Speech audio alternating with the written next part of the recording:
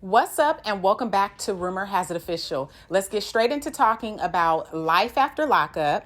This is season 3, episode 27. Now, for those of you who are new to this channel, I did want to get some feedback from you all and just see if there were any other shows that you would like me to recap. And a lot of you were saying Life After Lockup.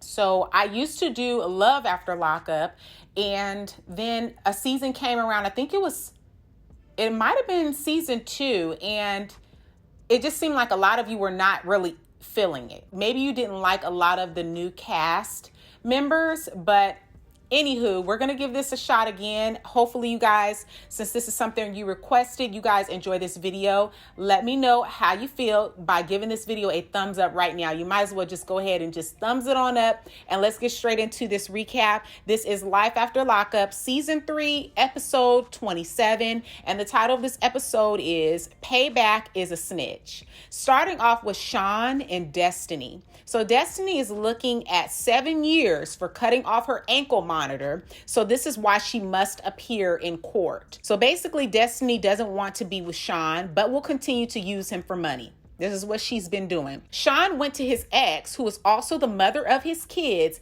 and begged for her to let him borrow $1,000. And he's like, he needs a $1,000 loan so that he can fly to where Destinie is to ensure that she appears in court. Now, I think the reason he cares so much is because he set bond for her, and if she doesn't appear, he could lose out on $50,000, I believe.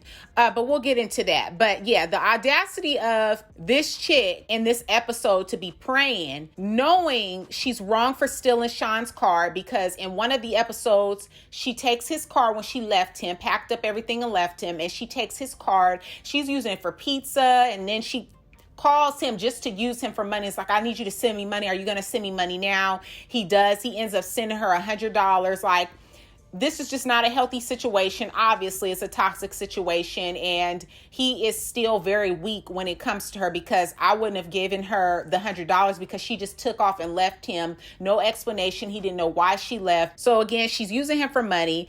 And if you're going to pray, this is why I say the audacity for her to pray, because I believe everybody should, if that's what you do. But if you're going to pray, please let it be sincere and with a pure heart. Don't pray knowing you're just going to turn around and misuse or mistreat people. Like, be sincere and have a pure heart so that prayer can actually be heard. Comment down below your thoughts, and let's move right along to Andrea and Lamar. So Andrea is on the same bull as always, okay? She says that she's been thinking about her relationship with Lamar and wants to set the record straight with his oldest daughter that she is not the reason that he doesn't see her. I feel like Andrea is full of crap, because since day one,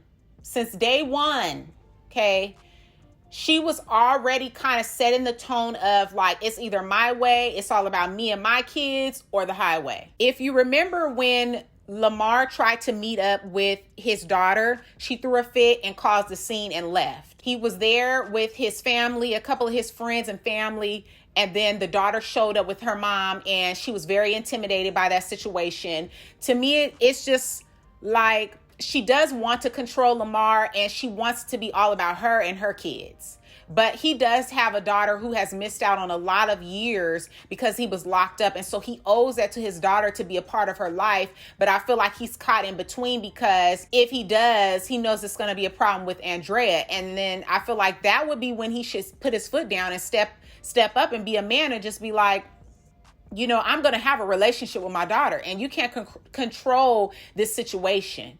It's just not, it's not right. So if the daughter has any type of vibes towards Andrea, they're very valid. She has those feelings for a reason, and Andrea is doing what she's doing, trying to control the situation and throwing fits, and then trying to hide her hands when it comes out to the surface. Like, it's not me. It's not on me. It's him. It's Lamar, and it's not. It's Andrea. Comment down below your thoughts, and let's move right along to Scott and Lindsay. So this girl, Lindsay, is loony and needs to be in a mental institution, because she can't control her anger, and she can't control her actions that follows when she's angry. She's giving me psycho vibes. And if I was Scott, I would have called the police and had them haul her out of there, because As long as she's out, she can continue to threaten him and make his life basically a living hell. I just don't understand, why is he just sitting back reading a magazine with his legs propped up? He's trying to act like he's so unbothered, but that's getting on her skin even more. So she's doing more stuff that's just like, it's just a hot mess. Now, Lindsay owns nothing but that lip ring sitting on her lip, but it's trying to take over this man's home, his household, telling him, I think she was calling a lawyer trying to find out her rights, talking about she's 10 steps ahead and that she knows her rights and she's a tenant and she can't get, but she's not paying any rent. So if I was Scott, he should be calling her mom and telling her, you need to get your daughter, or I'm going to call the police so they can come pick her up, so they can handle her. So either you come and get your daughter and get her out, or I'm going to call the police and she's going to go back to jail and then lose more time with her daughter. To me, this is not a woman that's stable enough to handle herself. She needs to be in where she has some structure and basically somebody overseeing her. She needs to be sponsored, like how Britney Spears' daddy sponsored her and she don't have no control over anything she do. What do they call that? I forgot what they call him over her. But she needs that same thing. Lindsay needs that same thing. Comment down below your thoughts. Let's move on to Chevelle and Kweilyn. So Chevelle has been ignoring Quaylon's calls. So he FaceTimes her daughter and sees a Ferris wheel, which helps him guess their location. Chevelle is a hot mess, okay? She knew that Quaylon was coming. You could tell. And was saying one thing to the cameras, but the look on her face and her facial expressions was saying something totally different. I don't know. I feel like because they don't have much of a storyline, because if you just seen how, you could tell that they are acting. Because like I said, they don't have nothing going on. They're pretty boring. So she leaves and it's like, I'm going to go to the bathroom. And now the daughter magically got an iPhone. She got a cell phone. Okay, I don't know how old this baby is, probably 5 or 6 years old, got a cell phone. And so she goes to the bathroom and then that's when he ends up calling. All that stuff was a setup because it was just too coincidental. And then the cousin is standing there while the little girl is answering the phone. But he's standing there first, not paying the little girl no mind, which he's supposed to be watching her. Then he finally looks down and say, who you talking to? You would hear a phone and see, if you're watching a child, you would heard that phone as soon as it went off and you would have looked down and seen who was calling. But how is she in control of that phone at 5 and 6 years old? Y'all, I don't even want to deal with it. I'm telling you, that is very scripted. That whole little scene and probably their whole storyline for this season is scripted. Comment down below your thoughts and let's move on to Sarah and Michael. Sarah is still pathetic as ever. Sad, sorry, and pathetic.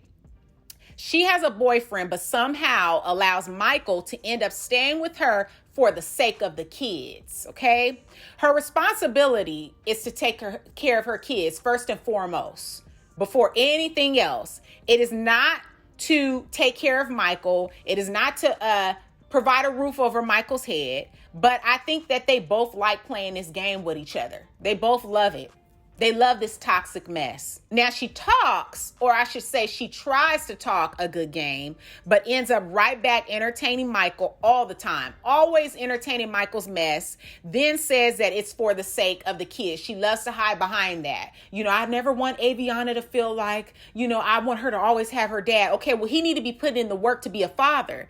You're her mom. That's your role. Let him be a father and put in the work and make effort, genuine effort. And he's not doing that. So all the time you come, he knows how he could get you.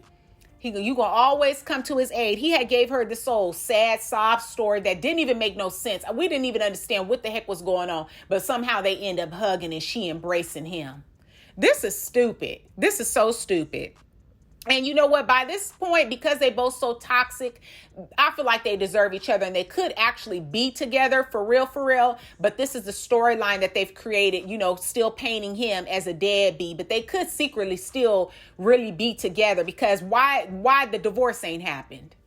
After all this time, you done got you a whole new boyfriend, which I think they paying him. You done got you a whole new boyfriend, but you haven't got a divorce. Somebody help me help that make sense.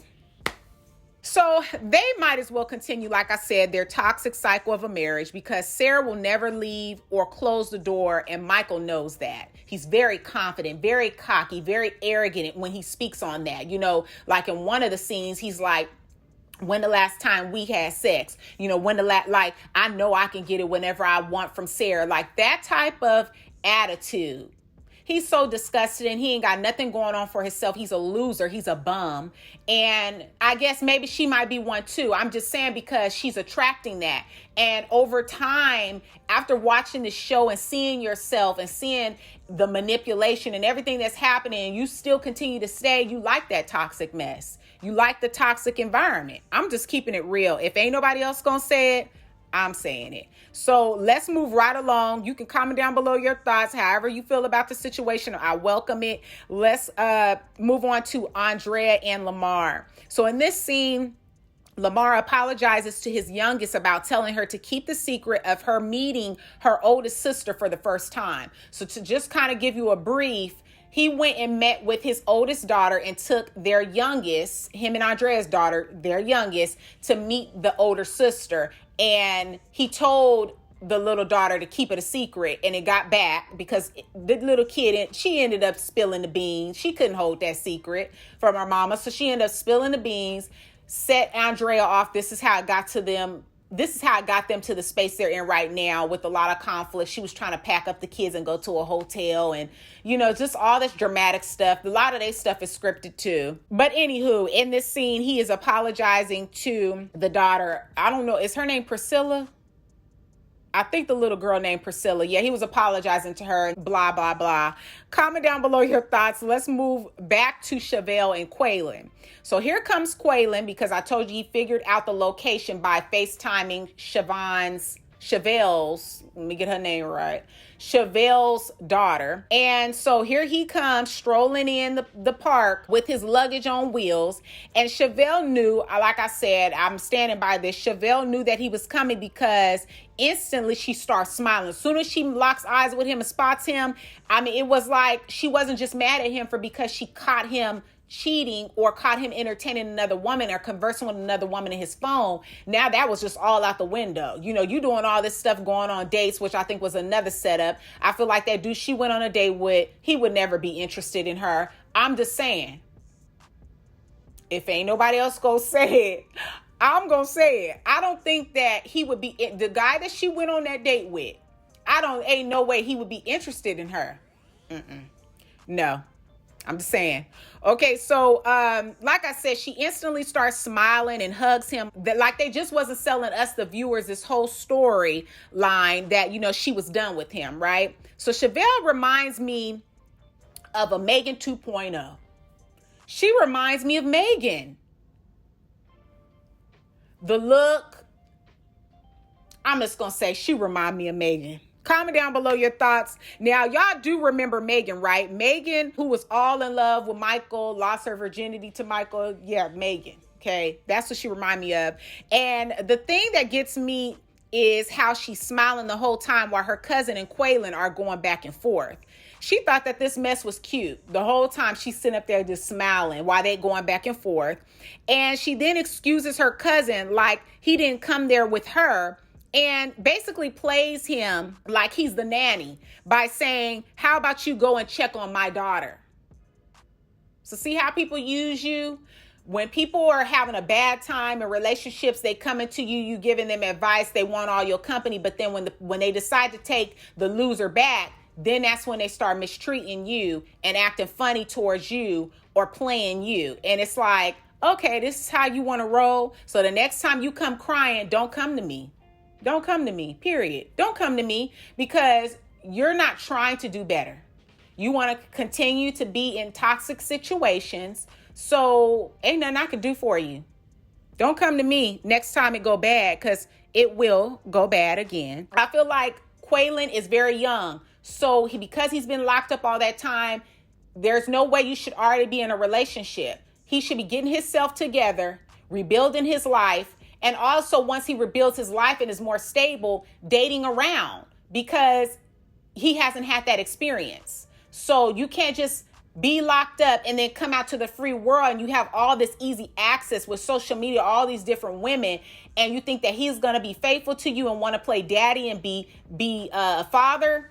it's very rare. I just don't know, especially looking at the type of dude that he looked like. And I'm not trying to judge him, but I'm just saying, ain't no way you should just rush into something like that. But like I was saying, she definitely tried to play him, you know, like he was some nanny telling him, how about you go check on my daughter? Like her kid is his responsibility or something. And this is the cousin she was being very disrespectful to. So I just felt like this was a sad shame and a hot flipping mess as well. A lot of these couples, I mean, all of them, is sad shame and a hot flipping mess. Comment down below your thoughts, and let's move on to Sean and Destinie. So it's the court date for Destinie, and she hasn't shown up.